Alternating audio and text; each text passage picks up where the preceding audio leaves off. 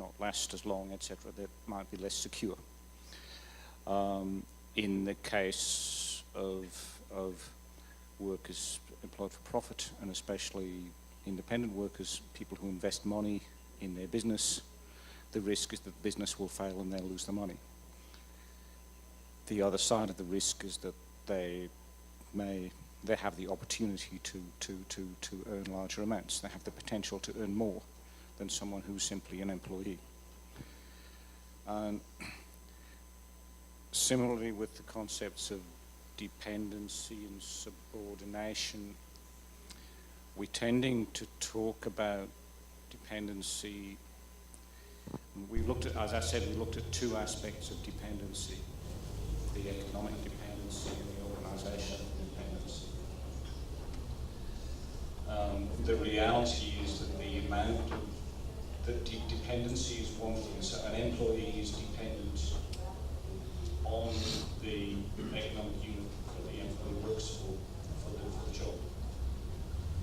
But the employee may have greater or lesser degrees of subordination. The employee might be the chief executive, and the only supervision might be by the board of directors of the company that they work for, who may have the right to terminate employment, who will be determining the amount that the chief executive is paid. But apart from that, the chief executive has enormous authority over the operations. So the concept of subordination is quite complex. And I guess what I've described already in the theory is relatively complex. And we don't want to add too much complexity. Similarly, ownership of the means of production. I think that's one of the, so whether or not the worker, for example, a contractor who's dependent, brings to the relationship, to the employment relationship, a $200,000 truck, doesn't necessarily impact on the extent to which the worker is dependent on another agency for another economic unit for access to work. They may owe a debt to the sister company of the employee of the trucking company, for example, for 90% of the truck. So it's up to it's a valid concept. First of all, quite difficult operationally to measure, and secondly, it doesn't always give us the right results. In the recent court case in the UK and in North America, in the outset in relation to con respecto a Uber, el juicio dice que los trabajadores son empleados, aun cuando los trabajadores son propietarios de su medio de producción, que es el vehículo. Pero hay otros aspectos del medio de producción que te da acceso a los clientes, pero que no tienen control sobre ello. ¿No? Es el caso de Uber. Entonces sí, el medio de producción, la propiedad del medio de producción es importante, es relevante, pero no necesariamente te va a dar el resultado correcto. Entonces, con los contratistas dependientes ya hemos hablado de este tema, ya hemos debatido este tema y de hecho todavía no hemos llegado al nivel de debate que hemos llegado a la segunda reunión del grupo de trabajo. Ahí de repente lo llevaremos más al detalle, ¿no? Lo que es producción de bienes para autoconsumo, no tener... Elisa, no sé si puedes responder esa.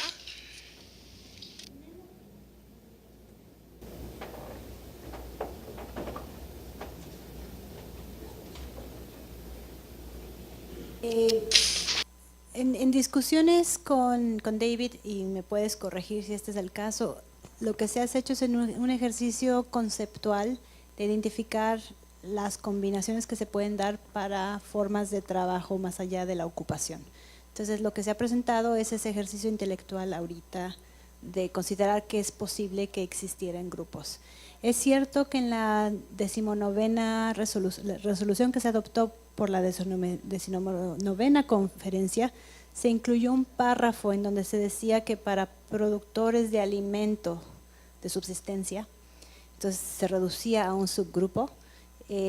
Para efectos operativos, una prueba que se podía utilizar para definir si la actividad era de subsistencia era el que la persona no contrate. Una de las cosas que está pasando ahora que estamos haciendo las pruebas de campo en diferentes contextos es que estamos encontrando esta situación de hogares que contratan, que producen, que tienen una tierra, que producen para autoconsumo. Tenemos hasta los casos donde es puramente, exclusivamente para autoconsumo, pero contratan a asalariados, trabajadores casuales, para ciertas actividades que son pesadas para el hogar. Entonces, lo que estamos viendo, por ejemplo, es contratación de un trabajador casual que viene a prepararles la tierra y el hogar se encarga del resto. Entonces, estamos viendo que esta combinación sí es posible que se dé y bueno, hay que documentarla, hay que estudiarla más para depurar las recomendaciones. Pero inicialmente lo que presenta David es el ejercicio conceptual de pensar las posibles relaciones que se pueden dar laborales en otras formas de trabajo. Yep. Thanks for that. Gracias. Sí, funciona. Sí. María Luz. María Luz.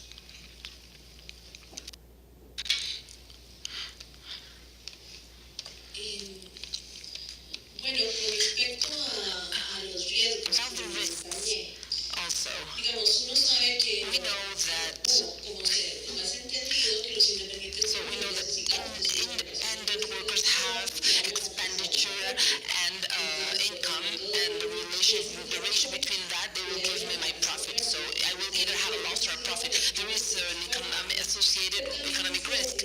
But what we've been talking about, at least in my country, is we've been talking about the expenses that paid workers have to do their job. For instance, couriers that drive motorcycles, or couriers that need to have a motorcycle, or a teacher that have to pay for their own photocopies. That you define occupational hazard, so it's not something big, but sometimes there is a confusion because then when we see it as a transaction, then where does it fit? Because a teacher that has to pay for photocopies for the children, and it has to come from her own pocket, that has to come from her salary. That's something she already paid, right? So it's not that's not from her net salary. So we were thinking about how to do it. So should we measure those expenses?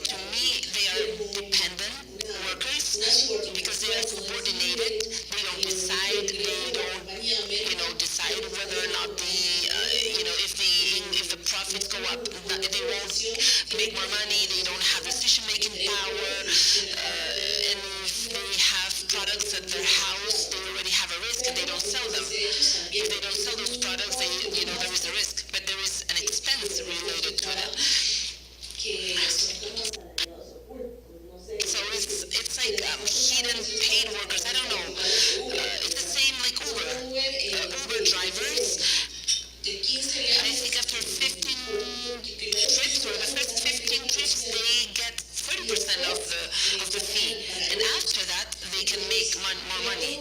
But the risk is they have their car. If they hit a car, the damage is for them. It's their car, right? And they also have these condition if we compare an Uber with a taxi driver, they have a license, concessions, but the Uber driver has to pay less because they have only a transaction per person. The insurance is a personal insurance, individual insurance. It's not a taxi licensed insurance, right?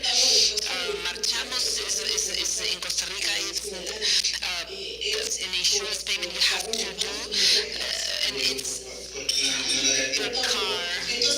Okay, yeah. So that's my question: is those expenses, these related expenses related to the paid worker? How can we value them? How can we consider them? And then the management of natural resources. That's another question. There is also concessions of natural resources, and they say, okay, they will give an amount of money for trees, let's say, so that they maintain a property that has trees, and they will need to reforest and renew. How are these people considered? I hired someone to keep a property that has trees, and they have to reforest. How will they be considered? Okay, I'm sorry that I took up too much time.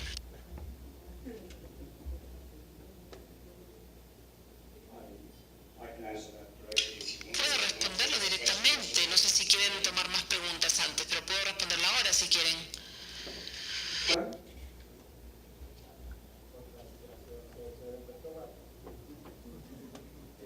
Thank you very much, David. Thank you, David, for your presentation. Yo creo que al inicio mencionaste First, you mentioned que iban a hacer una that serie de there were going to be a series of consultations to countries, and that this is the first one, or one of the first regional consultation, right? So I would like to put this to your consideration, that this group may have more time to really go into detail and see what is their feedback from, to what we've heard about the classification and this subclassification of the ICSI. And then a comment I have, or a reflection, just like Chile, I don't really have clearly or understood clearly this criteria of economic risk. How are we going to really make them operational, especially under those categories? I understand that fall into this gray area, and that we will definitely have to use both criteria. So we will definitely have to function like that.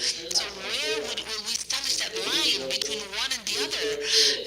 I think that that is a need. We definitely need to have as much clarity as possible, especially by those who are developing the classification, so that there is really no doubt. Because from the ICSI 93, there was big ambiguity, and then in practice, really no country was able to have enough detail as was expected. So I think these are just two aspects that I want you to consider. And then another thing, something very specific, this issue of contributing family workers.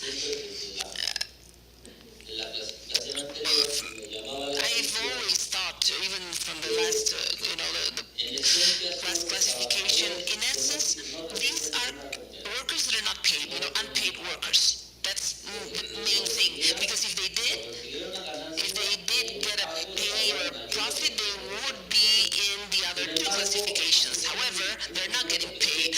And this is a small group of workers, the contributing non-family workers who could be participating in the business.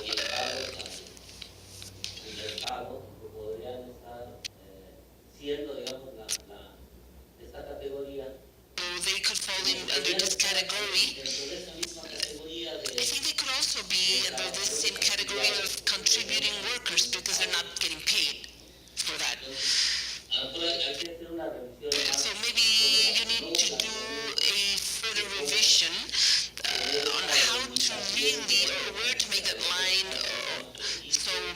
trainee work or unpaid trainee work, but if they are trainees within a family business, then it's not production for third parties. So I don't know, it's very difficult to see and how to deal with these cases. Maybe I know it's not a big group, but definitely it's relevant, and it's important for us to have this clarity and how to classify them. Thank you.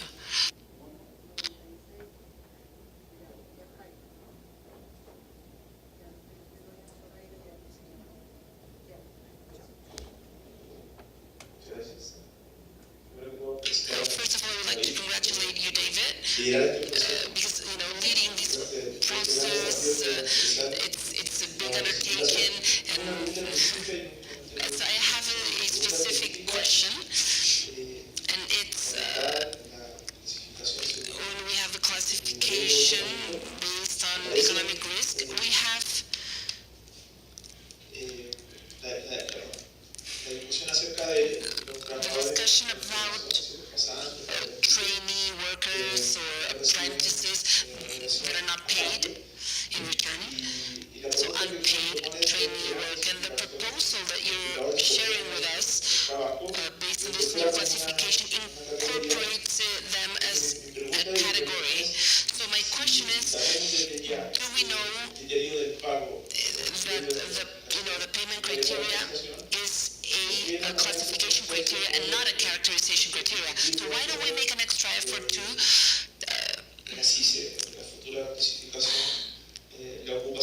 have also the type of trainee work, the paid trainee work as another classification? Because thinking about this new classification, the most likely thing is that the matter that they are either paid or not for that trainee work will be really a classification criteria. Lo segundo tiene que ver con esta propuesta de... And then the second thing has to do with the type of authority versus type of economic risk, which at the end of the day, it's, I think, two different looks of classifying the status in employment. And this also, aimed at trying to get some comparability between countries, because here we leave it open to the countries. We're leaving it up to the countries where they decide to standardize in their country. And I don't know if you have discussed this in the expert group, if at the end of the day you will have like an ideal classification, because both classifications will face different challenges, and maybe the countries will just go for the one that's easier for them to implement, and at the end of the day we will have a classification that really has no usefulness, and it's just a mere conceptual exercise, but at the end of the day it really won't be applicable. Right? So those are my thoughts. Bueno, de repente debo tratar de responder ya todo lo que me han dicho antes de pasar a más preguntas, porque la lista de cosas cada vez se hace más larga. El micrófono. Mucho de lo que tenemos de María Lucía y la otra persona es justamente esta línea entre los trabajadores dependientes o los contratistas dependientes y los empleados por un lado, y los contratistas dependientes y los trabajadores completamente independientes por otro lado. Y esta es una línea muy difícil. No estaba hablando, no, sí, estaba bien, ¿se escuchó el micrófono? Sí. Bueno, estábamos hablando sobre esta línea entre los trabajadores dependientes y los trabajadores independientes, y la línea entre los contratistas dependientes, quienes están ahí por un pago, quienes trabajan por un pago, y aquellos empleados quienes se les paga un salario o un sueldo. O son aceptados por sus empleadores como empleados. Pero bueno, precisamente esos son los ejemplos que tú has dado, son precisamente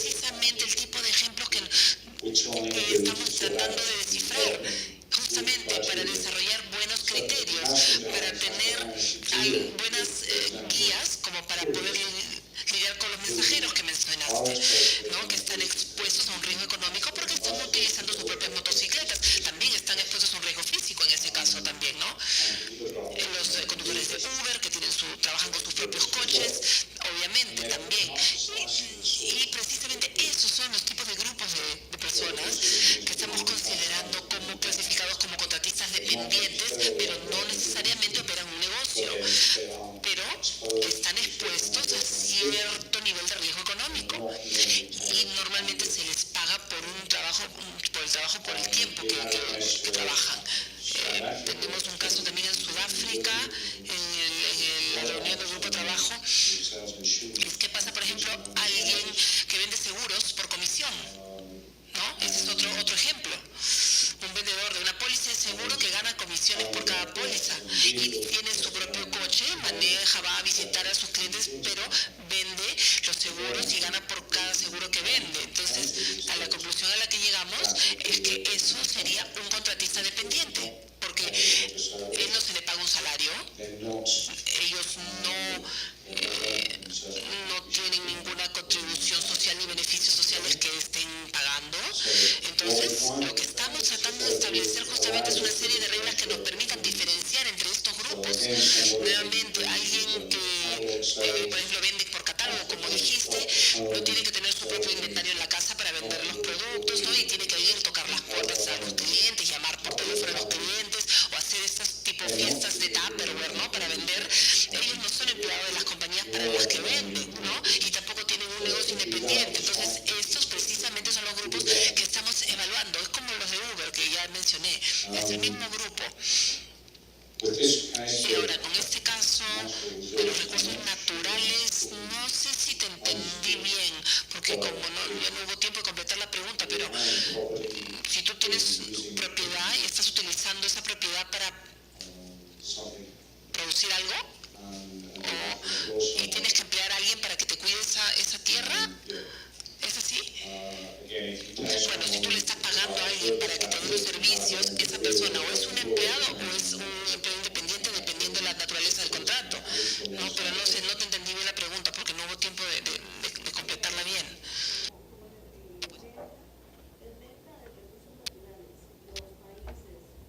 Micrófono, por favor, no.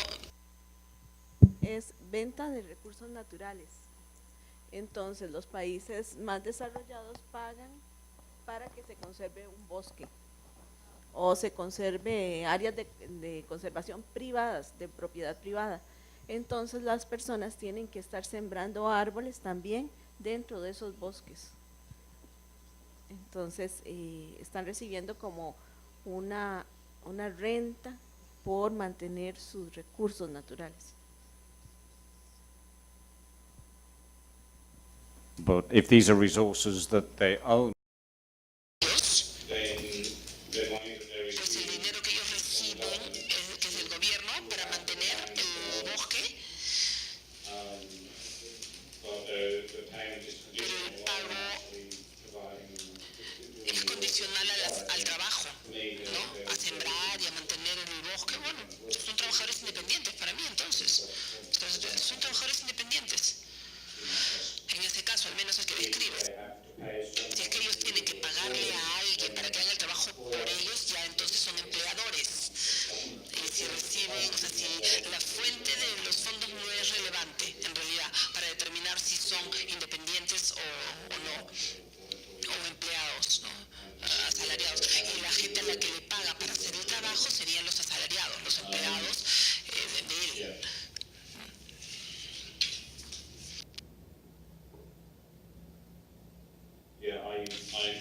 Estoy de acuerdo con Juan, que definitivamente necesitan más tiempo para que nos den el feedback. Hemos establecido en el internet, hemos abierto un foro de discusión cerrado, justamente para la revisión de la clasificación. Actualmente está abierto únicamente para miembros del grupo de trabajo, pero, bueno, hay uno y dos invitados más que también han estado involucrados en el trabajo, pero lo que estamos proponiendo justamente es ampliar el acceso a ese foro a todas las partes, ¿no? Para las consultas regionales. Esto entonces te va a dar la oportunidad de pues, tener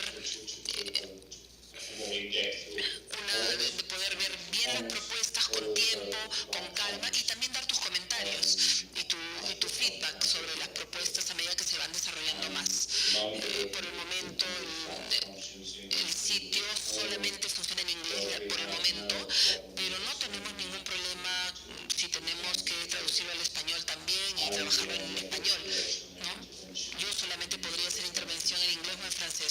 español, lo siento, pero en general no veo ningún problema con eso, ¿no? Definitivamente una de las cosas que tenemos que empezar a considerar es la terminología en español también, que eso también es lo que estamos viendo en el primer proyecto. Entonces, en principio, lo que yo voy a proponer es enviarle a todos los que se encuentran acá una invitación para participar en ese foro de discusión. Ahora, no significa que son parte del grupo de trabajo, sino que pueden contribuir a esta discusión, a este debate, y van a tener la invitación para poder entrar al foro, ¿ok?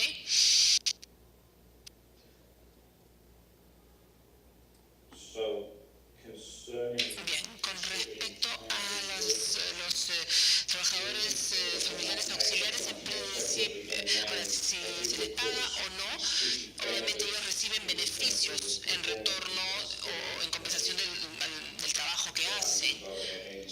Tienen un techo, de repente se les da comida, se les da ropa, reciben de repente un dinero para sus gastos personales, que no es un sueldo ni un salario, sino más bien está a discreción, digamos, del propietario del negocio, del familiar para el que trabajen, y normalmente depende de la cantidad disponible que tengan, de la ganancia que hagan en ese momento, ¿no? Ahora, mi opinión personal es que si ellos están haciendo esto para fines de capacitación, entonces hay que tratarlos como trabajadores familiares auxiliares, igual. Aun cuando muchos de estos trabajadores auxiliares son jóvenes y están aprendiendo sobre el negocio, ¿no? Pero igual están contribuyendo al negocio para el cual están trabajando. Pero esta es una línea bien difícil de trazar, especialmente cuando el trabajo se realiza para la familia, en un hogar distinto, ¿no? Entonces ahí eso todavía no lo hemos hablado en realidad en profundidad, no lo hemos visto, pero la intención es no cambiar esa línea, esa clasificación. Pero voy a luego volver a la pregunta de David, que también se relaciona con esto de los aprendices. En primer lugar,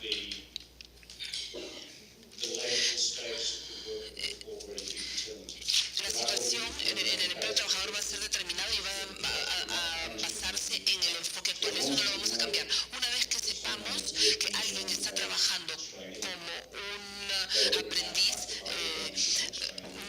no remunerado, pues va a ser clasificado así en la clasificación de la situación del trabajador. Si es que los trabajadores no remunerados, es decir, si tenemos una clasificación de la situación del trabajador, algo de esto se puede aplicar para los reportes estadísticos, pero yo no sé si hemos todavía pasado por todo el proceso de revisar esto, pero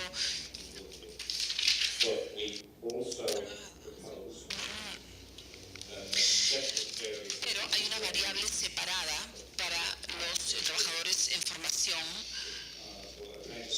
aprendices, trabajadores en formación interna, practicantes. Van a permitir la clasificación de todos los aprendices y lo vamos a dividir y desglosar según si son pagados, remunerados o no. Sí hemos tenido un debate bastante extenso en el grupo de trabajo respecto a si es que debería haber una subcategoría para los trabajadores en formación remunerados, ¿no? Practicantes, aprendices remunerados.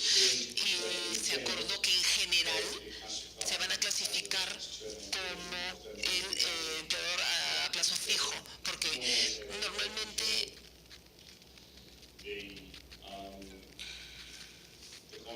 el contrato de aprendiz termina después de un cierto periodo. Pero igual es posible que haya pues algún arreglo, o de repente puede ser un arreglo de corto plazo, muy casual, pero en general se vio que no estábamos en favor de que se haga una subcategoría de empleados para aquellos trabajadores en formación remunerados. O sea, es importante que tengamos una variable separada complementaria para que nos permita la identificación de aprendices y practicantes. Muchos de los países están preocupados respecto a esto. Muchos, por ejemplo, en países que tienen grandes números de aprendices y de practicantes, como Alemania, por ejemplo,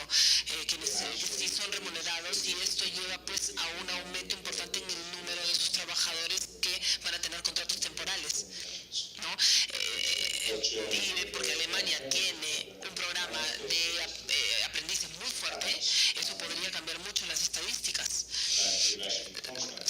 sobre la duración de los contratos, ¿no? Como tienen más trabajadores temporales que otros países europeos, para ellos sería importante. Y una de las principales razones es que porque tienen esta gran cantidad de aprendices y ellos necesitan esta información justamente porque su programa de aprendices y de practicantes, trabajadores de formación es muy grande.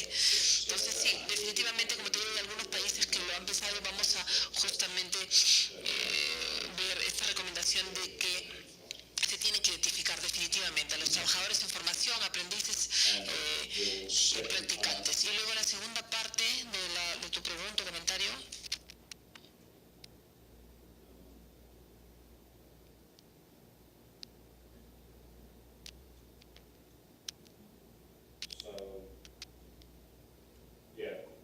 Sí, la expectativa, y eso también lo hemos hablado en el grupo de trabajo, es que ambas jerarquías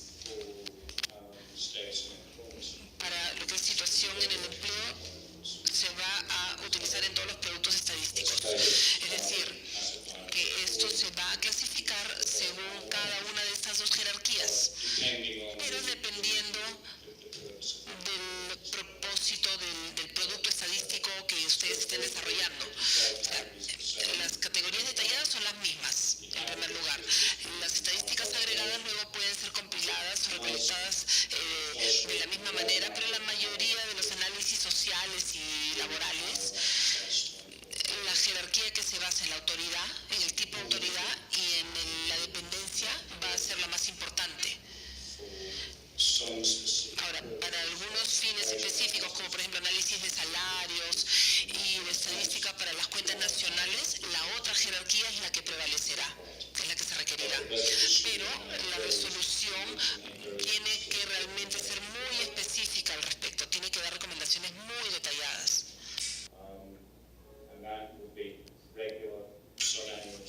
Y estas son estadísticas regulares subnacionales de la encuesta. Yo esperaría que en los productos obtenidos de diferentes fuentes, como por ejemplo encuestas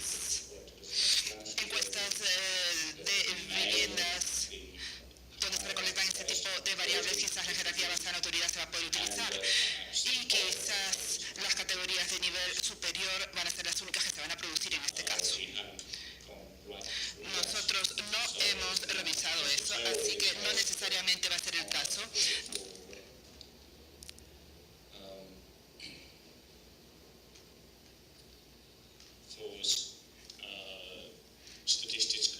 Para las estadísticas recolectadas de fuentes que no sean la encuesta de la fuerza laboral, va a haber un requerimiento de obtener las subcategorías detalladas de empleados o lo que se refiere a empresas constituidas en sociedad, pero las principales categorías van a estar incluidas ahí.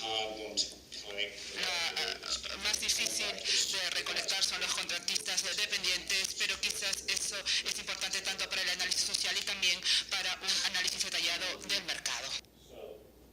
Bien, esta pregunta que Juan hizo sobre la necesidad de una definición clara de contratistas dependientes, creo yo que cuando pasemos a la segunda presentación, ya sea más esta tarde o probablemente mañana, vamos a hablar en más detalle sobre esto, porque definitivamente es el aspecto más difícil. He colocado ahí la definición en su forma actual delante de ustedes para que le puedan dar una mirada, pero creo yo que es mejor que ustedes me dejen presentar A, la manera en que se ha definido, y B, las opciones que se han considerado para medirla, antes de que pasemos a una discusión detallada sobre dónde están sus límites o fronteras. Desde mi perspectiva, lo que es muy importante es que claramente hay una necesidad de identificar este grupo. Algunos de los ejemplos que han sido proporcionados, si estos trabajadores son dependientes o independientes o con fines de lucro, son exactamente los que nosotros queremos captar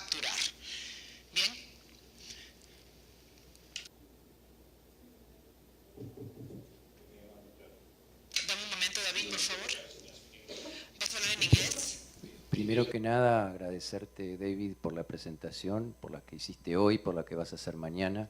Son temas que son definitivamente relevantes para nuestro trabajo permanente. Primera cosa, sobre terminología.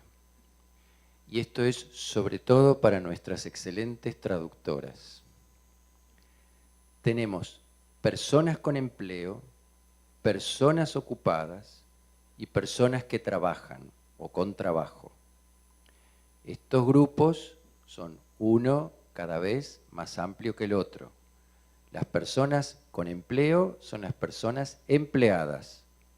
Las personas ocupadas incluyen a los empleados y otras categorías de las que figuran en nuestra clasificación de la situación en el empleo, como se le llamaba en el 93. Y las personas con trabajo son las personas que tienen un puesto de trabajo o realizan una actividad productiva en cualquiera de las formas de trabajo. Así que, claramente, son conceptos, son expresiones que refieren a conjuntos distintos cada vez más amplios. Segunda cuestión de terminología. En la CICE 93, al clasificador se le llama situación en el empleo, considerando empleo como algo muy amplio que abarca no solo los empleados. Desde la 13ª hemos optado por llamarle personas ocupadas y no personas con empleo a las que tienen un puesto de trabajo. Estamos tratando de que esa terminología se imponga en general en el idioma español. Personas ocupadas, ¿sí? Y no personas con empleo. La propuesta que está discutiendo el grupo global o mundial tiene que ver, o tenía que ver seguramente en un principio, de si se iba a restringir a clasificar los puestos de trabajo o también las actividades productivas. Y optó por ampliar el alcance del clasificador a la situación en el trabajo, considerando todas las formas de trabajo. Un subclasificador de la situación en el trabajo es la situación que ahora quisiéramos denominar situación en la ocupación. ¿De acuerdo? Y es en lo que básicamente se va a centrar David seguramente en el día de mañana, porque es allí donde tenemos las fronteras más complicadas. No quiere decir que no tengamos fronteras difíciles con el trabajo voluntario o con el trabajo de producción para autoconsumo, pero si logramos por lo menos avanzar un poco más en las categorías de la clasificación en la ocupación, habremos dado un paso enorme. ¿Cuáles son las novedades que se están planteando en el grupo global? Hasta ahora teníamos 5 categorías y una residual que en realidad nunca debió haber estado allí, que son los que no se pueden clasificar por la situación en la ocupación. De esas 5 categorías se pretende mantener 4, eliminar una y agregar una. ¿Me siguen? Productores, en las cooperativas de producción, es una cosa muy chiquita, probablemente correspondería a otro nivel de subclasificación. Y se agrega esta novedad de los contratistas dependientes, de los cuales mañana se va a dar una definición, pero de alguna manera Daniel hoy mencionó los 2 grandes grupos que están allí. ¿Por qué se introduce esta categoría en el primer nivel? Porque además otra de las novedades es que se quiere trabajar con más de un nivel de clasificación para quien quiera una partición más fina. ¿Pero por qué se introduce esta categoría en el primer nivel? Bueno, porque la realidad, la práctica muestra que estos casos son importantes y que han venido creciendo. Por Uber, por los sistemas de subcontratación en general, por la tercerización, etcétera. Así que la primera cosa es, ¿se justifica o no esta categoría, que es una categoría nueva, que cada vez que introducimos una categoría nueva, no solo hay que definirla, sino que hay que definir muy bien cuáles son las fronteras con las otras categorías?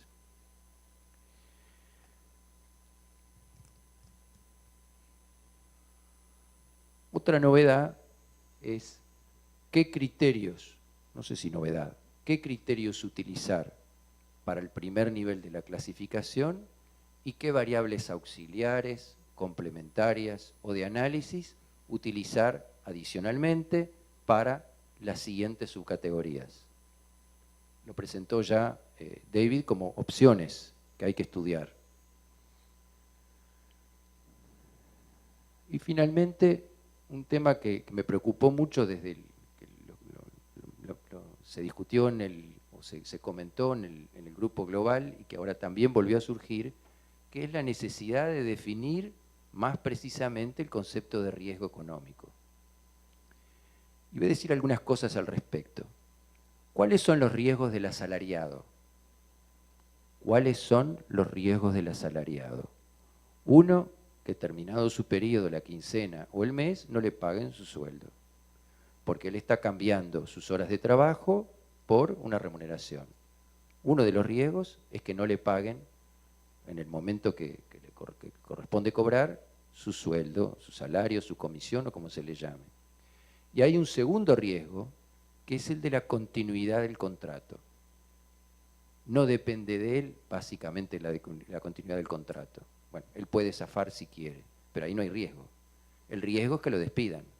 El riesgo es que la empresa cierre y se quede sin su puesto de trabajo. O que se lleve mal con su jefe, con el empleador, y se le termine el contrato de trabajo. Eso, a mi juicio, son los riesgos económicos del asalariado. Podría haber otros.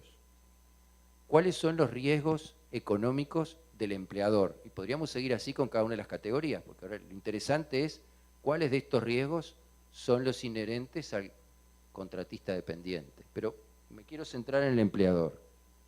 El primer riesgo claramente es que el motivo por el cual él es el propietario de la empresa es para generar lucro, para generar ganancias. Bueno, el riesgo es que no genere ganancias o todavía encima que tenga pérdidas. Pero él tiene más riesgos. Él, para poder llevar adelante su actividad, tiene que invertir. Y si la empresa no produce, corre el riesgo de perder su inversión. Obviamente, si se trata de una empresa constituida, el riesgo alcanza exclusivamente a lo que se ha invertido en la empresa. Pero si se trata de un empresario de empresa no constituida, su riesgo abarca a todo su patrimonio. Es un riesgo mayor. Y finalmente tiene un riesgo adicional, que es que él, para su actividad, puede pedir préstamos.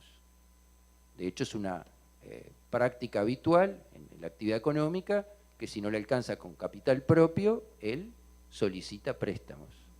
Y si la actividad no le permite repagar los préstamos, entonces puede perder todo lo que ha invertido allí. Para mañana vamos a tener que pensar cuál es, una vez que David los defina con precisión, cuál es el riesgo económico para esta categoría nueva del contratista dependiente.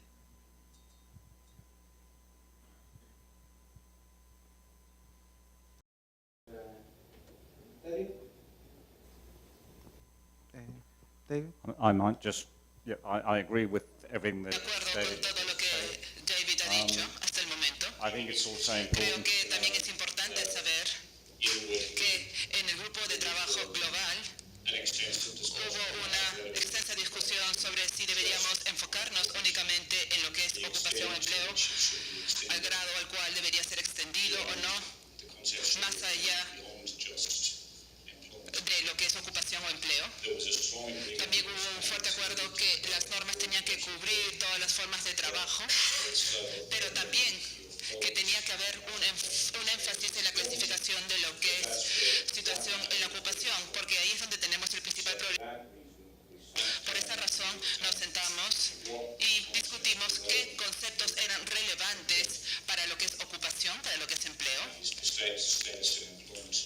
Nos referimos para la situación en la ocupación, pero también las variables asociadas, qué conceptos van a ser incluidos en la clasificación de la situación en la ocupación, cuáles van a ser manejados como variables esenciales adicionales complementarias. Por lo tanto, la clasificación, las propuestas son básicamente el resultado de ese proceso, el haber pasado por eso, una vez que hemos pasado por eso, hemos extendido el modelo para que se aplique a todas las formas de trabajo.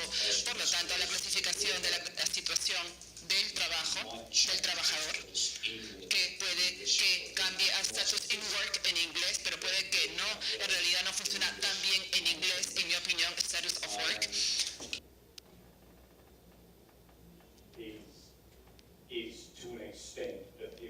Hasta cierto punto es un concepto empírico porque está tomando los conceptos de lo que es la situación en la ocupación y los están aplicando a todas las formas de trabajo. Por tanto, parece haber un acuerdo que en general estas categorías resultan útiles e interesantes y deberíamos de mantenerlas. Y si no lo hacemos, no hemos logrado efectivamente aplicar los conceptos de estadística de relaciones de trabajo a todas las formas de trabajo, que es algo que necesitamos hacer. Después de algunas discusiones en el grupo de trabajo, sí redujimos el número de algunas de las categorías de trabajadores familiares que originalmente se propusieron.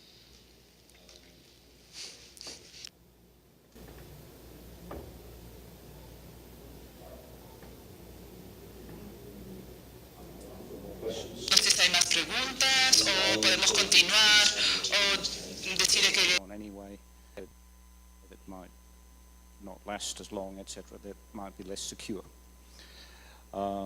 In the case of workers employed for profit, and especially independent workers, people who invest money in their business, the risk is that the business will fail and they'll lose the money.